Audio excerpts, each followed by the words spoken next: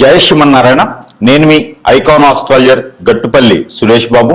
అయితే మనకి ఈ జీవన వ్యవస్థ ఈరోజు ఎలా ఉంది అంటే కనుక ఒకరికొకరి సంబంధం లేకుండా, ఒకవేళ ఉన్నా కూడా ఉమ్మడి కుటుంబంగా లేకుండా చిన్న చిన్న ఫ్యామిలీలతోనూ చిన్న చిన్న సంసారాలు ఏర్పరచుకొని ఈ జీవన శైలిలో పరిగెత్తేటువంటి జీవితాలు ఏర్పడిపోయినా ఉన్నాయి. దాంతోపాటు ఆప్యాయత, అనురాగం, ప్రేమ ఇలాంటివన్నీ కూడా, నమ్మకాలు ఇవన్నీ కూడా లేకుండా పోతూ ఉన్నాయి. పెద్దలంటే గౌరవం, మర్యాద ఇవన్నీ లేకుండా పోతుంది. మనంగా సంపాదించుకున్న పేరు, ప్రఖ్యాత, హోదా, డబ్బు ఇవన్నీ కూడా ఎక్కడ ఏమవుతుందో కూడా అర్థం కాకుండా పరిస్థితి ఏర్పడుతూ ఉంది.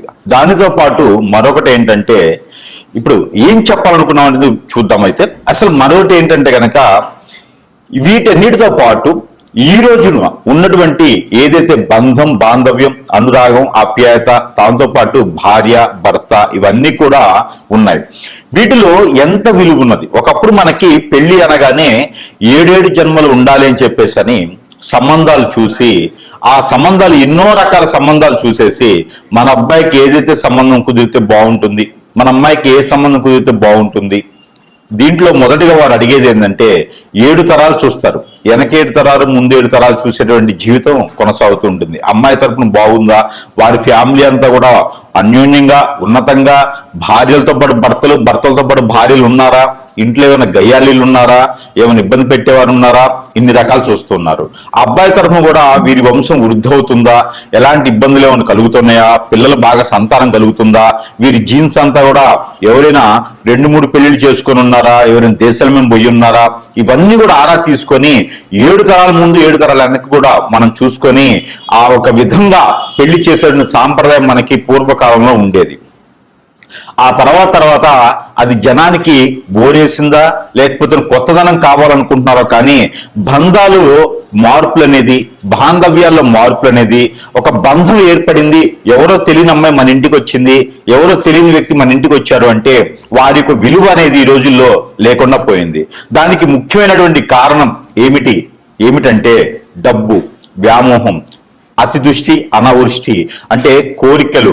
అంటే ఇప్పుడు పేరెంట్స్ కావచ్చు, పిల్లలకు కావచ్చు, వారు చదివినటువంటి చదువులకి తగ్గోడు రావాలని, ఇంకా మా అమ్మాయి చిన్నది, మా అబ్బాయి చిన్నదని, ఇలాగా ఆస్తులు బాగా ఉండాలని, టుంగుటియాల్లో ఊపాలని, అలాగా ఇంకా విదేశాల్లో స్థిరంగా ఉండాలి అని, ఇలాగ వారికి ఒక్కొక్క రకమైనటువంటి కోరికల వలన ఈ పిల్లల్లోనూ ఉన్నటువంటి అన్ని కోరికలు అణచడం అనేది పెద్దల సమస్య అయితే, కొంతమందిలో ఉండలేక ఈ పిల్లలు కూడా ఎవరైనా బాగుండి పిల్లలకి తెలియదు కాబట్టి కళ్ళకి నచ్చిన వారిని చేసుకోవటమా, మోహించడమా, లేకుంటే గనక ప్రేమించడమా చేసి పెళ్లిళ్ళు చేసుకునే విధానానికి మన జీవన శైలి మొదలైంది. దాని తర్వాత లివింగ్ రిలేషన్, అంటే ఒక బంధము, బాంధవ్యం లేకుండా లివింగ్ రిలేషన్ లాంటివి మొదలైనవి. ఇక రానున్న కాలంలో ఎలాంటి వైపరీత్యాలకి దారి తీస్తుందో కానీ తెలియదు. అంటే మనకి ఎక్కడైతే ప్రకృతికి వైపరీత్యాలు ఉంటాయో అదే రకమైన వైపరీత్యాలు బంధాలు, బాంధవ్యాల్లో కూడా కొనసాగుతూ ఉన్నాయి. ఇక కొన్ని రాష్ట్రాల్లో చూస్తే అసలు విలువలు, వాల్యూస్ కూడా లేకుండా పోతా ఉన్నాయి. మన తెలుగు రాష్ట్రాల వీరి సైతం కూడా ఏంటంటే పిల్లలకి కోరికలు, ఆశలు ఎక్కువైపోవడం వలన, వారిలో ఈ యొక్క చైతన్యం ఎక్కువ వచ్చిందని అనుకుంటాం వలన, వారికి తెలియంది ఏమి లేదు అనుకోవడం వలన, పెద్దల యొక్క అనురాగం, ఆప్యాయతకి దూరం అవడం వలన, అలానే పెద్దలు చెప్పే మాట వినకపోవటం వలన, వీరే గొప్ప అని అనుకోవటం, ఎవరి మాట వినకపోవటం వలన ఇలాంటి తప్పుదాయాలు కొన్ని అయితే కొనసాగుతూ ఉన్నాయి. దాంట్లో ముఖ్యంగా రెండో పెళ్లి, అంటే అసలు రెండో పెళ్లి అని చెప్పడానికి కూడా లేదు. కాకపోతే మొదటగా ఏర్పడినటువంటి జన్మించిన తర్వాత మొదటిగా వేరే ఒక సంబంధం ఏర్పడి తోడుగా ఉండేసి, అండగా ఉండేసి, ఎవరైతే ఉంటారని చెప్పి ప్రమాణ పూర్తిగా చేసుకునే వాటి పెళ్లి అనేది బాంధవ్యతతో కలుపుతుందో అది వదిలేసి ఇప్పుడు లివింగ్ రిలేషన్, రెండో సంబంధాలు, మూడో సంబంధాలని లేకుండా ఇంకా విచ్చలవిడితనంతో ఏర్పడేసి ఆడవారికి, మగవారికి సందేశ దూరంలో కూడా లేకుండా ఎవరు దొరికితే వారితో సంబంధాలు ఏర్పంచుకొని వాల్యూస్ అనేది రోడ్డు మీద పెట్టేసి వీరికి ఈ రోజు గడిచిపోయిందా, చాలు అనే పరిస్థితులకు ఏర్పడినటువంటి కాలం కూడా మనకి కొంతగానో ఉన్నది. ఇవైతే దాని గురించి ఒకసారి మనం చూసినట్టయితే కనుక దాంట్లో మనం మొదటి పెళ్లి అనేది చేసుకున్న తర్వాత ఆ ఒక వైపరీత్యాలు వచ్చి భార్యలో తప్ప, భర్తలో తప్ప, పెద్దలో తప్ప, పిల్లలో తప్ప జరిగిపోవడం వలన దాని తర్వాత ఏర్పడేటువంటి సంబంధాలని రెండనే అంటాం మన దౌర్భాగ్యానికి. ఆ తర్వాత ఎన్నున్నా మనం రెండు కింద భాగిస్తాల్సి వస్తుంది, ఎందుకంటే మొదటిది చెడిపోద్ది కాబట్టి. అలానే ఎవరి జాతకంలోనైనా అసలు రెండో పెళ్లి అనే దానికి ఎలా ఏర్పడుతుంది, కొంత చైతన్యం రావడం కోసమైనా మనం ఒక్కసారి పరిశీలిద్దాం.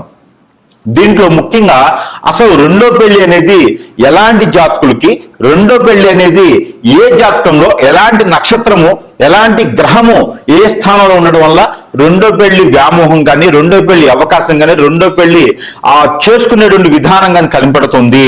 అసలు రెండో పెళ్లి లేకుండా రిలేషన్షిప్ ఏమైనా ఉన్నాయా, ఎలా కనిపెట్టొచ్చు, ఎలా గమనించవచ్చు, వీరిని మనం ఎలా పసిగట్టొచ్చు, ఎలా అరికట్టొచ్చు, దీనికి పరిష్కార మార్గం ఏంది ఒకసారి మనం గమనిస్తే గనక ఆ విషయంగా మనం రాసుల పరంగా ఇప్పుడు ద్వాదశ రాసుల్లో ఏ రాశి వారికి ఎలా ఎలా స్థానాల్లో ఉంటే రెండో పెళ్లి జరుగుతుంది, వారికి విజ్ఞాన నిమిజ్ఞాలు ఏంటి, వారి యొక్క పరిహార మార్గాలు ఏంటి, ఇవి ఒకసారి మనం పరిశీలిద్దాం. ద్వాదశ రాశుల్లో ఒకటి కన్యారాశి. ఈ కన్యారాశి వారికి మొదటి పెళ్లి కాకుండా సెకండ్ మ్యారేజ్. అసలు సెకండ్ మ్యారేజ్ మొబైల్కి మమ్మల్ని పెళ్లిళ్ళే అవ్వట్లేదు, కన్యారాశి వాళ్ళకి ఏంటంటే ఆ పెళ్లిళ్ళే అవ్వట్లేదు, ఏంటో మరి వీళ్ళు చేసుకుని కర్మ ఏంటో అనుకుంటారు. కన్యారాశి వారికి పూర్వీకుల దోషం ఎక్కువగా వస్తుంది, పూర్వీకుల శాపం ఎక్కువగా వస్తుంది. కుజి మహాదశ పనికిరాదు, అలాంటి దోషాలు ఏమైనా ఉన్న కేతు మహాదశ పనికిరాదు. అలానే బుధుని మహాదశ కొంచెం మేర బాగానే ఉంటుంది, గురు మహాదశ బాగా పనికి వస్తుంది, శని మహాదశ బాగా పనికి వస్తుంది. వీరి దాంట్లో శుక్రు మహాదశ చెప్పే అవసరం లేదు కన్యారాశి వారికి. అయితే బుధునిది, శుక్రునిది, అలానే గురువుది బాగుంటుంది, రవిది కూడా వీరికి మంచి పహారదశలు బాగుంటాయి. అలానే ఇలాంటి దశాంతదశలు నడిచేటప్పుడు కన్యారాశి వారికి పెళ్లి సంబంధాలు కుదురుతాయి, పెళ్లి గడియలు వస్తాయి. కాబట్టి కన్యారాశి వారికి అలాంటి గడియలు ఉంటాయి. అయితే పితృదోషాలు, రాహుకేతు దోషం, కాలసర్ప దోషాలు కూడా కన్యారాశి వారికి ఎక్కువగానే ఉంటాయి. కాబట్టి అవి కూడా కొంచెం పరిహార మార్గాలుగా చేసుకున్నట్టుగా అప్పుడు సంబంధాలు కుదురుతాయి. కన్యారాశి వారికి మేజర్ గా పితృదోషాలు తీర్చుకోవాలి, అది అయితే మేజర్ గా. అయితే ఈ సంబంధం కుదిరేదానికి చెప్పినటువంటి విషయం ఇది. అయితే ఈ భార్య భర్తలు ఒకటిగా ఉండలేకపోతున్నారు, విడిపోయినారంటే కన్యారాశిలో జరగదు. ఖచ్చితంగా వారు బాధ్యతగానే ఉంటారు. వీరు ఎదుటి వాళ్ళకి ఏం కావాలో అది సమకూర్చేటువంటి విధంగా ఉంటారు కన్యారాశి వారు. భార్య ఏది కావాలన్నా సమకూరుస్తారు, భర్త ఏది కావాలన్నా సమకూరుస్తారు, అర్థం చేసుకునే తత్వంలో ఉంటారు, చలాకి తత్వంతో ఉంటారు. ఎదుటి వాళ్ళు ఎలా ఉండాలి, ఎలా సుఖపడాలి అనేది ఆలోచిస్తారు. కాబట్టి కన్యారాశి వాళ్ళని చేసుకున్న ప్రతి ఒక్కరు కూడా సుఖపడేటువంటి విధంగా ఉంటుంది. కాబట్టి అందుకే వారికి పెళ్లిళ్ళని త్వరగా కావు. ఒకవేళ అయింది అంటే కనుక వారి కోరికలు తీర్చలేదేమో అని అనుకుంటారు. కానీ కన్యారాశి వారు బాధ్యతగా ఉంటారు, వారి కోరికలు ఏం కావాలో అడగకుండానే చేసేటువంటి తత్వంతో ఉంటారు కన్యారాశి వారు. కాబట్టి ఆ సంబంధాలు కూడా ఇంకా అట్లా ఉన్నా నిలబట్టలేదంటే కంపాటబిలిటీలో ప్రాబ్లం. చేసేటప్పుడు ఆస్తి కోసమో, అంతస్తు కోసమో, పొరుగు ప్రఖ్యాత హోదా కోసమో, విదేశాల్లో ఉన్నాడనో, ఆస్తి కొందో, కోరికలు ఎక్కువైపోయేసో వేరే ఏదో సంబంధం తీసుకొచ్చేసి వాళ్ళు తప్పు చెప్పినటువంటి డేట్ ఆఫ్ బర్త్ లో తప్పు చెప్పిన నక్షత్రం ప్రకారంగా అయితే కూడా ఈ కన్యారాశి వారు చేసుకునే విధానం ఉంటుంది. కాబట్టి దాని వలన వాడు విరిపోయేటువంటి తత్వము, దూరమైనటువంటి తత్వం ఏర్పడుతున్నది భార్య అయినా భర్త అయినా. కన్యారాశిలో ఉన్నటువంటి వారు ఎవరైతే ఉన్నారో అలాగా రెండో పెళ్లి చేసుకునే దానికి బాధ్యతగా చేసుకున్నారు, కానీ కోరికలతోనో లేకపోతే ఇష్టపూర్వకంగానే చేసుకోరు. పిల్లలు ఉన్నారు, పిల్లల్ని చూసుకోవాలి, నాకు తోడు కావాలనుకుంటే కనుక ఖచ్చితంగా రెండో పెళ్లి చేసుకోవచ్చు. రెండో పెళ్లి చేసుకుంటే కనుక 6వ స్థానంలో గురువు ఉండాలి, 6వ స్థానం మీద గురువు చూడాలి, 7వ స్థానంలో గురువు ఉండాలి. మగవారికి అయితే, కన్యారాశిలో పుట్టినటువంటి పురుషులకి అయితే కనుక 7వ స్థానం, స్త్రీలకి అయితే కనుక 6వ స్థానం చూసుకోవాలి. ఇలా చూసినట్టయితే కనుక ఖచ్చితంగా వారికి పెళ్లి అవుతుంది. రవి మహాదశ కానీ, రవి దశ కానీ, రవి యొక్క చూపు కానీ 6వ స్థానం పడాలి. అలానే గడియలు కూడా ఈ యొక్క కన్యారాశి వారికి త్వరగా పెళ్లి అవుతుంది. 18 సంవత్సరాల నుంచి 23 సంవత్సరాలు పెళ్లి చేసుకోవాల్సిందే. అలా కాకపోతే కనుక 35 సంవత్సరాల తర్వాత వీరికి పెళ్లి అవుతుంది. మళ్ళీ మధ్యలో 29, 30 సంవత్సరాలు కూడా పెళ్లి గడియలు వస్తాయి వారికి కన్యారాశి వారికి. అప్పుడు కూడా చేసుకోకపోతే ఇంకే 36, 37 సంవత్సరాల తర్వాతనే వారికి పెళ్లి అవుతుంది. ఇలా 3 సార్లు వారికి గండాలాగా 3 సార్లు వారికి పెళ్లి యోగం వస్తుంది. అప్పుడు కూడా కాదు చేసుకోకపోతే బ్రహ్మచారిగా మిగిలిపోయే తత్వం ఉంటుంది. కాబట్టి ఆ 3 సార్లు వచ్చేటువంటి అనుగ్రహాలను పెళ్లి చేసుకునే విధంగా చూసుకోవాలి. అలా రెండో పెళ్లి చేసుకోవాలంటే కనుక మనం అనుకున్నట్టు కనుక శుక్రుడు కానీ, బుధుడు కానీ, గురువు కానీ, అలా రవి మహర్దశ కానీ, దశ కానీ నడుస్తున్నప్పుడు 6వ స్థానంలో ఉన్నప్పుడు శని మహర్దశ చూస్తున్నప్పుడు వాడికి పెళ్లి ఆలోచన ఉంటుంది. కాబట్టి ఆ విధంగా చూసుకోవాలి.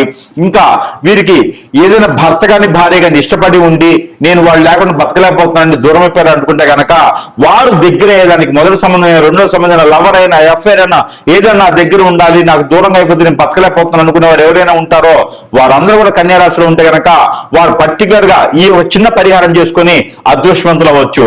ఆ పరిహార నిమిత్తంగా ఒక్కసారి చూసుకున్నట్టు కనుక ఈ పరిహార నిమిత్తంగా చేసుకుంటే అదృష్టవంతులు అయ్యేదానికి ఖచ్చితంగా ఉంటుంది. అయితే మనకి ఏదైతే పరిహారాలు ఉన్నాయో ఈ రాశి వారు కనుక ఈ పరిహారం చేసుకున్నట్లయితే ఖచ్చితంగా ఏదైతే భర్త దూరమవుతున్నాడు అనేటువంటి భారం తగ్గేటువంటి దానికి సపోర్ట్ ఉంటుంది.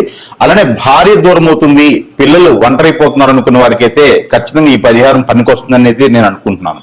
అయితే ఏం చేయాలంటే కనుక మీ భార్యది కావచ్చు భర్తది కావచ్చు పేరు సపోజ్ ఎంతైతే పేరు ఉంటుందో దాన్ని ఇంగ్లీష్ లెటర్స్ లో మీరు చూసుకోండి. సపోజ్ ఒక పేరు ఉందనుకో మాధవి ఉందనుకోండి, ఇంగ్లీష్ లెటర్స్ లో తీసుకోండి MA. అలా తీసుకున్నటువంటి పేరు ఏదైతే ఉందో మీకు తామర గింజలు దొరుకుతాయి, ఈ లోటస్ సీడ్ అంటారు.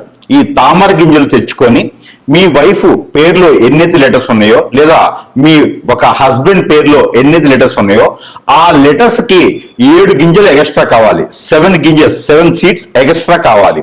ఆ తీసుకున్నటువంటి దాంట్లో మీరు 11 డేస్ అంటే డే 1 నుంచి 11 డేస్ వరకు కూడా ఈ సీడ్ మీద తనకి ఒక్కొక్క గింజ మీద ఒక్కొక్క లెటర్ రాయండి. రాసేసి దాంట్లో ఆముదమో కిరోసినో పెట్రోలో డీజిలో లేకపోతే గనక నువ్వుల నూనె కోకోనట్ ఆయిల్ వీటిల్లో తడపండి, ఒక పేపర్లో పెట్టి తడిపేసేయండి. ఇది మీరు ఇంట్లో చేస్తే ఈ చేతికి మట్టి అంటుకుంటుంది, అంటే చేతికి ఈ పొగ గాని మంట గాని అంటుకుంటుంది. ఎక్కడైనా దూరంగా చేసే ప్రయత్నం చేయండి. ఇంట్లో ఇవి ఏం చేయాలంటే ఒక్కొక్క లెటర్ మీద ఒక్కొక్క పేరు రాసిన తర్వాత అవన్నీ కూడా ఒక 7 గింజలు ఎక్స్ట్రా తీసుకొని ఒక పార్సిల్ చేసి దాంట్లో ఈ ఆయిల్ వేసి కనుక కాల్చివేయండి. ఇది ఉదయం సాయంత్రం సమయంలో చేయొచ్చు. రోజుకొక్కసారి చేసినా కూడా తను వేరే వాళ్ళకెళ్ళి చూడకుండా, తను వేరే లైఫ్ కి వెళ్లకుండా, తను వేరే పెళ్లి వేరే స్త్రీ వైపు చూడకుండా కూడా మీకు సానుకూలమైనటువంటి వాతావరణం కనబడుతుంది. మరొకటి ఏంటంటే కనుక ఇలా చేస్తూ 11 రోజులు దానితో పాటు తన యొక్క ఫోటో ఏదైతే ఫోటో ఉంటుందో దాన్ని A4 సైజులో 4 సైజ్ అంటే 4/6 అనేటువంటి సైజు ఉన్నటువంటి ఫోటో ఏదైతే ఉంటుందో ఆ ఫోటో కింద 4 నిమ్మకాయలు పెట్టండి. ఒక్కొక్క మూలను ఒక్కొక్క నిమ్మకాయ పెట్టాలి. స్త్రీ అయినా పురుషుడైనా భార్య అయినా భర్త అయినా ఎవరైతే దూరం అయితే తట్టుకోలేకపోతున్నారో వారు చేయవచ్చు. అయితే ఈ యొక్క 4 నిమ్మకాయలు అనేది ఫోటో కింద పెట్టాలి. ఆ ఫోటో పై వైపున గుండు సూది గుచ్చాలి. ఎలాగా? ఫోటోకి నిమ్మకాయకి మధ్యన పైన గుండు సూది గుచ్చాలి. మన మంచానికి కోళ్ళులాగా ఉండేటువంటిది నిమ్మకాయలు, పైన ఉండేటువంటిది మంచము. తర్వాత ఫోటోకి అలా గుచ్చితే శీలలాగా గుండు సూది గుచ్చండి. ఆ గుచ్చిన దానిపైన పసుపు, గంధము, కుంకుమ ఈ 3 కూడా కలగలపండి. కలగలిపి దాంట్లో పొడి చున్నం అని దొరుకుతుంది, ఆ చున్నం కూడా దాంట్లో కలపండి. కలిపిన తర్వాత మీకు అత్తిపత్తి ఆకు అని ఉంటుంది, లేదా టచ్మినాట్ అంటారు, ఆ ఆకు పౌడర్ కూడా కలపాలి. ఆ మిశ్రమం అంటే ఒక్కొక్క టీ స్పూన్ కలుపుకోండి. కలుపుకున్న తర్వాత మీకు ఒక చిన్న మంత్రం ఉంటుంది, అది ఎవరికి వాళ్ళకి చెప్పేదానికి కాదు, స్క్రోలింగ్ మీద కనిపించే నెంబర్కి ఫోన్ చేస్తే ఆ నెంబర్ అనేది చెప్తాము, ఆ మంత్రం అనేది చెప్పడానికి ఉంటుంది. అయితే ఈ యొక్క ఫోటో మీద ప్రతిరోజు కూడా ఏ రూములో అయినా ఏ గదిలో చేసుకోవచ్చు, వాష్రూమ్ తప్పితే. మనం పడుకునే పోయే ముందు నేను ఇచ్చేటువంటి మంత్రాన్ని ఒక 713 సార్లు 719 సార్లు మీ పేరుని బట్టి చదవడం అనేది ఉంటుంది. ఆ మంత్రం చదివిన తర్వాత నేను చెప్పినటువంటి ఇంగ్రీడియంట్స్ కలిపినటువంటి పౌడర్ ని ఆ ఫోటో మీద చల్లాలి 21 రోజున. ఇలా చేసినట్టయితే కనుక భర్త దూరమైన వారు దగ్గరికి రావడం, ఆ ఉన్నటువంటి రిలేషన్స్ కావచ్చు, సెకండ్ మ్యారేజ్ థర్డ్ మ్యారేజెస్ కావచ్చు, ఇవన్నీ కూడా వెళ్ళిపోయేసి దగ్గర అవ్వడం. భార్య ఏదైనా వేరే చెప్పు చెప్పులోకి వెళ్ళిపోయినా, వేరే మాట విని ఆశతో కోరికతో బయటికి వెళ్ళిపోయిందన్నా కూడా ఆవిడ కూడా మీకు తిరిగి మళ్ళీ వచ్చేదానికైతే అవకాశం ఉంటుంది. ఖచ్చితంగా ఈ పరిహారం చేసి చూడండి. మరొక పరిహారం, అలానే భార్యాభర్తలు దూరమైనంత వలన మీకు చిన్న చిన్న పరిహారాలతో కూడా వారు దగ్గరయ్యేదానికి అవకాశాలు. అలానే భార్య అయిన భర్త అయిన రెండో పెళ్లి వైపు వెళ్లకుండా ఏ బాధ వచ్చినా ఏ బంధం వచ్చినా కట్టుబడి బాధ్యత ప్రకారంగా ఉండేలాగా ఉండాలి అనుకుంటే గనక ఖచ్చితంగా ఈ యొక్క పరిహారం చేసినట్టయితే ఖచ్చితంగా మీకు అదృష్టం అనేది ఉండొచ్చు. అది ఏమిటంటే గనక మనకి కాటన్ సీడ్ అంటారు, పత్తి గింజలు.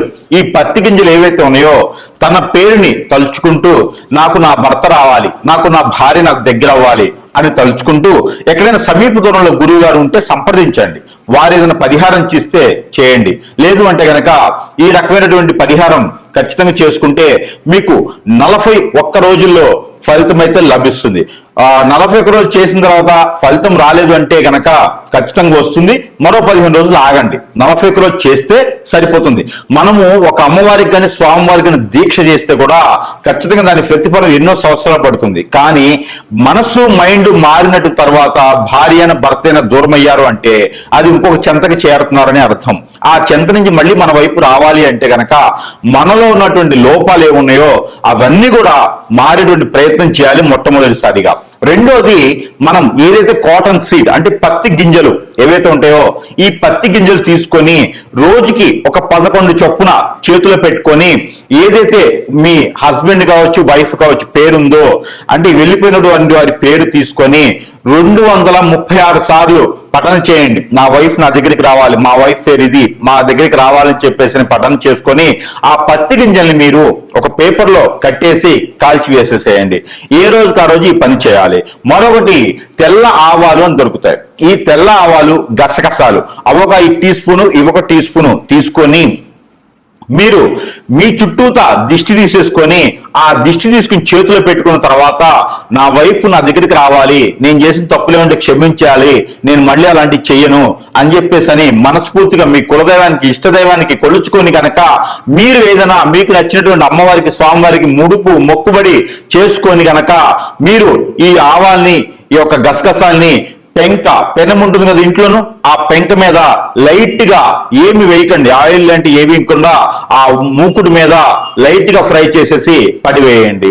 ఇలా చేయండి. ఇలా చేస్తే ఖచ్చితంగా మీకు దూరమైనటువంటి భర్త మీకు దగ్గర వస్తారు, మీకు దూరమైనటువంటి భార్య మీకు దగ్గర వస్తుంది ఖచ్చితంగా. ఈ తర్వాత వచ్చేసి మీకు చిన్న దువ్వ ఉంటుంది, మనకి బయట దువ్వ ఉంటుంది. దువ్వ అంటే మనకి బయట మట్టిలోని జల్లెడు పెట్టినటువంటి దువ్వ మెత్తగా పౌడర్లా ఉంటుంది.